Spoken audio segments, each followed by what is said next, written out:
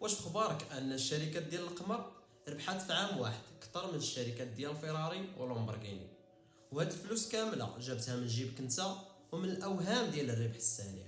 اول نقطه غنهضروا عليها هي الوهم ديال الربح. غنبين لك انك مثلا لا لعبتي على ريال مدريد سواء لعبتيها خاسره سواء لعبتيها رابحه، انت في اخر المطاف هو اللي خاسر والشركه ديال القمر هي اللي رابحه. تبع معايا وحل عقلك. تخيل واحد كيقمر على ريال مدريد، الواقع في الموسم كامل الريال كتربح بزاف ولكن الكوطيه كتكون فيها 1.10، يعني الا حطيتي 1000 درهم في كل ماتش ربحته ريال مدريد غتربح 100 درهم. يعني نهار ريال مدريد كتعادل ولا كتخسر كتمشي ليك 1000 درهم كامله. باش ترجع ديك 1000 درهم اللي مشات خاصك تربح 10 ديال الماتشات متتابعين، يعني حسابيا الشركه هي اللي حاصرك. يعني هنا في اللاوعي ديالك كتقول انا ربحت 10 ديال الماتشات وخسرت غير ماتش واحد، راه نزيد اللعب. لكن الحساب اللي ما ضربتيش هو انك 10 د الماتشات يلاه ربحتي 1000 درهم، لكن خسرتي ماتش واحد مشات 1000 درهم.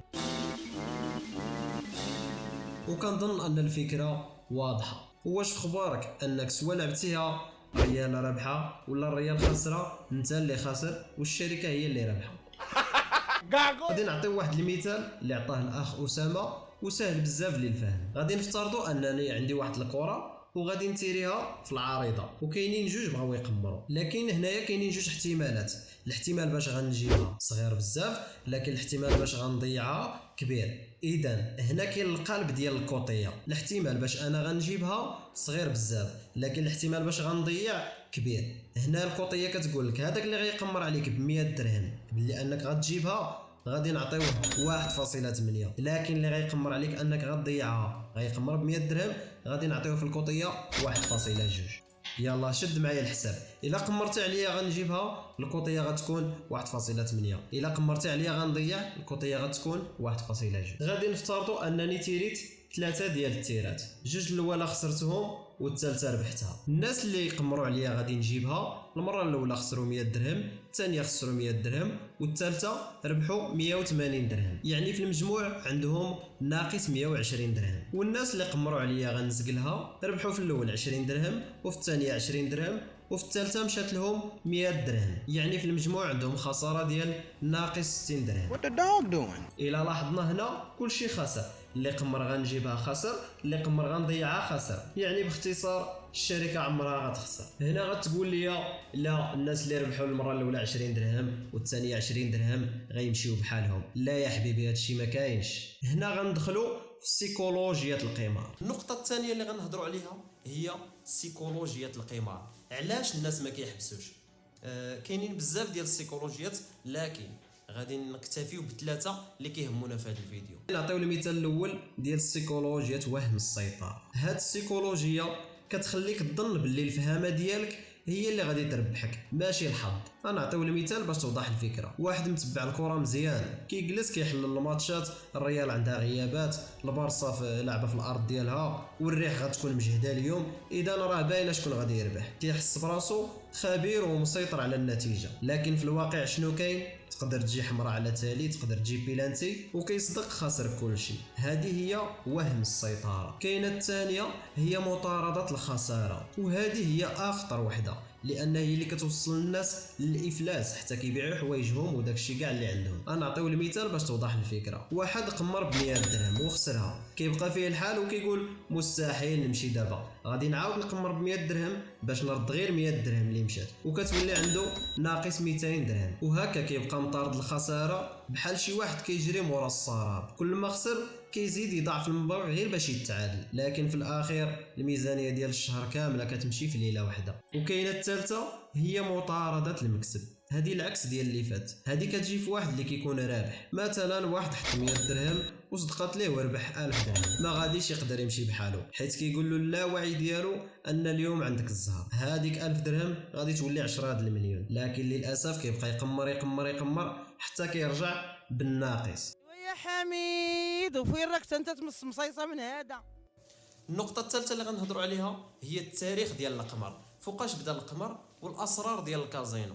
القمر قديم بزاف، اكثر من 3000 سنه وهو كاين، وبدا فقط للتسليه ماشي للربح.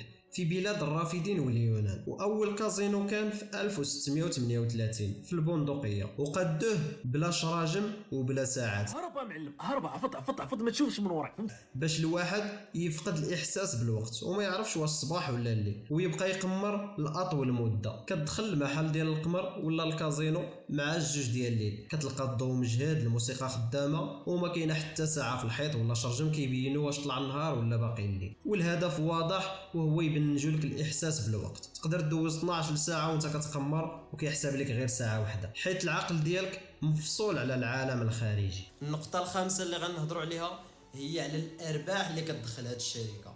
وهاد الارباح اللي كتدخل هذه الشركه كتبين ان الشركه ديما رابحه، ما عندهاش شي حاجه سميتها الخساره. والربح ديالها منين جاي؟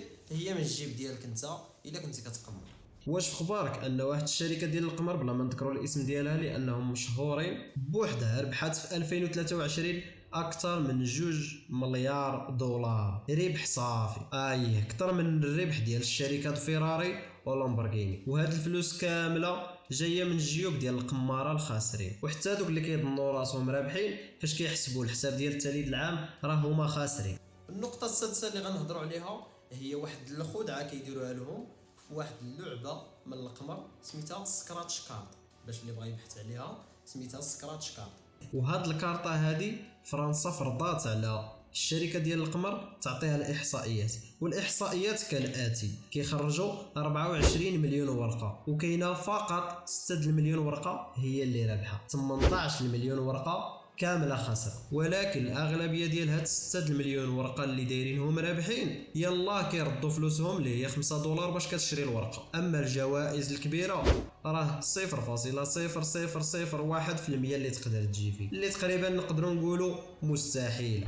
حبيبي نوض الغزال نوض يا البوغوس. والشركه كتبقى رابحه الملايين ديال الدولارات. وكاينين بزاف غيطرحوا بعض الاسئله اللي هما راه كاينين الناس كيقمروا وكيربحوا. هادوك اللي كيقمروا كيقول لكم دخلوا للجروب ديال التليجرام، هادوك كيربحوا بالديمو، يعني كيربحوا بالفلوس ديال الشركه. واش في خبارك ان الشركه كتخلصهم مليون في ستوري واحد يكون فيه دقيقه يروج لديك الشركه كيربح مليون؟ واش في نظرك ان واحد اللي كيربح مثلا 100 مليون 200 مليون في القمر واش هذا مسالي يفتح جروب في التليجرام ويبقى يشارك معك هذه رابحه وهذه خاسره؟ هادوك فقط كيبيعوكم الاوهام. واي واحد دابا كيقمر لمده طويله يقدر يدخل للبلاتفورم اللي هو كيقمر فيها ويحسب المده مثلا ديال عام. ما تحسبش شحال ربحتي من ماتش، حسب الفلوس باش دخلتي، وفي اخر المطاف بشحال خرجتي. غادي تلقى راسك خاسر مليار في المية. واخر حاجه نقولها لكم هي التطبيقات ديال القمر كتخدم بخوارزميات اللي معقده بزاف باش ديما الشركه تكون رابحه على المدى البعيد. كيف ما قلت لك ما تحسبش شحال ربحتي من ماتش، حسب على المدى البعيد شحال باش دخلتي وبشحال باش خرجتي. والسلام عليكم.